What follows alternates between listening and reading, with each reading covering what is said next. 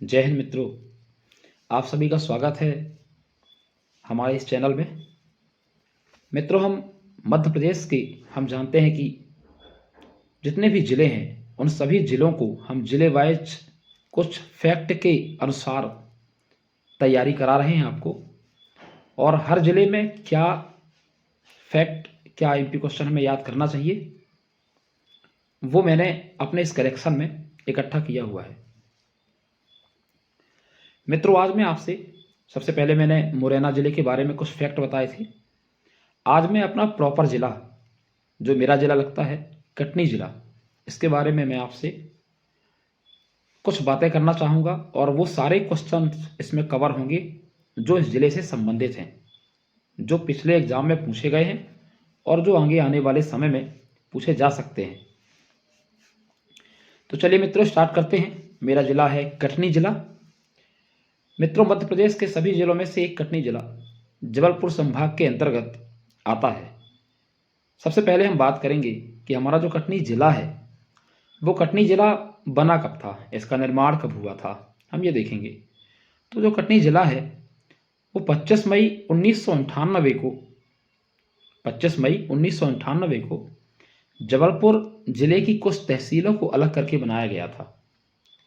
कहते हैं इस जिले को बनाने की जो अनुशंसा की थी वो B.R. दुबे की एक समिति थी जो कि गवर्नमेंट ने बनाई थी और उसकी अनुशंसा पर कटनी जिले का निर्माण किया गया था। कटनी जिले को पहले मुड़वारा नाम से जाना जाता था, तो कटनी जिले का जो प्राचीन नाम है वो मुड़वारा है। मित्रों, कटनी जिला अपनी कुछ विशेष बातों के लिए प्रसिद्ध है। जैसे हम कटनी जिले को चूना नगरी कहते हैं, चूने का प्रोडक्शन भारी मात्रा में होता है। हम इसको मार्बल नगरी भी कहते हैं और हम इसे सफेदी जिला भी कहते हैं। मित्रों, मध्य प्रदेश में हमें पता है कि 230 विधानसभा की सीटें हैं। 230 विधानसभा की सीटों में जो हमारा कटनी जिला है उसमें 4 विधानसभा की सीटें आती हैं। एक मुड़वारा, एक बहोरीबंद, एक बड़वारा और एक विजय राघवगढ़। जबकि हम बात करें कि कटनी जिले में लोकसभा क्षेत्रों की, तो वो खजुराहो और शहडोल 2 लोकसभा क्षेत्र कटनी जिले से संबंधित हैं। तो ये मैंने आपको कटनी का थोड़ी सा परिचय कराया। अब हम कटनी को जानने के लिए कि कटनी में क्या खास चीज़ें हैं जो हमें याद रखनी चाहिए किसी भी एग्जाम में जाने से पहले। तो मित्रों, इसको मैंने एक कोड से बनाया हुआ है जो आईएमपी फैक्ट है। तो इसका कोड होगा के और वी। के फॉर कुछ चीज़ें पढ़ेंगे हम और वी फॉर कुछ चीज़ें पढ़ेंगे। जैसे मैंने आपसे कहा के, तो मैंने कहा के फॉर आपको बोलना है कमला जान। जो कमला जान नाम मैंने लिया, यह हमारे देश की पहली किन्नर महापौर थी। कटनी से संबंधित हैं। 2003 में इन्होंने महापौर का चुनाव जीता था और देश की पहली किन्नर महापौर का इन्हें टैग प्राप्त है जिनका नाम है कमला जान। मित्रों, के को ही यदि हम आगे बढ़ाएं तो कर्नल इस्लीमन वही व्यक्ति हैं जिन्होंने ठगी प्रथा का अंत किया था, उन्मूलन किया था। भारत में जो ठगी प्रथा चल रही थी, अंग्रेजों के द्वारा चलाई गई प्रथा, उसका अंत किया था कर्नल इस्लीमन ने। और उन्हीं के द्वारा हमारे यहाँ कटनी जिले में एक नगर बसाया गया जिसको आज हम सिलमनाबाद कहते हैं। सिलमनाबाद के नाम से जाना जाता है। मित्रों, यदि हम के को आगे बढ़ाएं तो के फॉर हम बात करेंगे कैमूर की। कैमूर कटनी जिले में ही एक क्षेत्र है और जो कैमूर है सन 1923 में एसीसी सीमेंट कंपनी कैमूर में स्थापित हुई थी। एसीसी का full form associate cement company 1923 में कैमूर क्षेत्र में स्थापित हुई थी। सीमेंट का जो प्रोडक्शन होता है वो कैमूर वाले क्षेत्र में भारी मात्रा में किया जाता है। तो क्या बढ़िया फैक्ट हैं कटनी जिले के, और क्या बढ़िया हम कोडिंग से कटनी जिले को तैयार कर रहे हैं। मित्रों, हमें ऐसे ही पढ़ना है ताकि कोई भी चीज़ हम किसी भी जिले को क्लिक करें तो हमें उससे जुड़ी हुई कुछ आईएमपी फैक्ट जो भी होते हैं उस जिले में वो हमें याद आ जाएं। मित्रों, हम आगे बढ़ते हैं। के को ही यदि हम आगे बढ़ाएं तो के से हमको मिलेगी केन नदी। एक नदी का नाम है केन नदी, और जो केन नदी है वो कटनी जिले के अंतर्गत आने वाली रीठी तहसील के अंतर्गत कैमूर की पहाड़ी से निकलती है। जो हमारा मध्य प्रदेश का एक पन्ना राष्ट्रीय उद्यान है, तो पन्ना राष्ट्रीय उद्यान की लाइफ लाइन कहलाती है ये नदी, जीवन रेखा कहलाती है केन नदी। तो केन नदी का शानदार फैक्ट है। यदि हम बात करें के से ही, तो कुंड, कुछ ऐसे कुंड हैं कटनी जिले में जो बहुत फेमस हैं, प्रतियोगी परीक्षाओं की दृष्टि से बहुत ही आईएमपी हैं।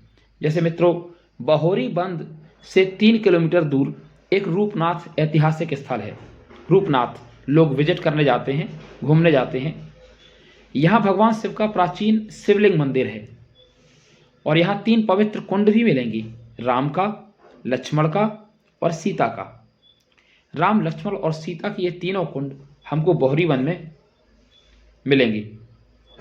इसके बाद यदि हम आगे बढ़ें और बोहरी बंद के बारे में हम जो भी चीज़ें हैं उनको हम आगे कवर अप करेंगे।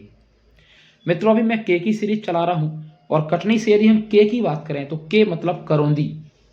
अविभाजित भारत का, जब भारत का हमारे विभाजन नहीं हुआ था, तो अविभाजित भारत का केंद्र बिंदु हमारा करौंदी कहलाता है।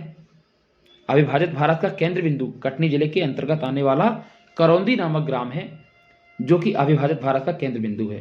कहते हैं यहाँ सन 1987 के आसपास स्वर्गीय चंद्रशेखर, जो प्रधानमंत्री भारत के बने थे, वो यहाँ विजिट करने आए थे, घूमने आए थे। मित्रों देखिए कितनी अच्छी सीरीज है।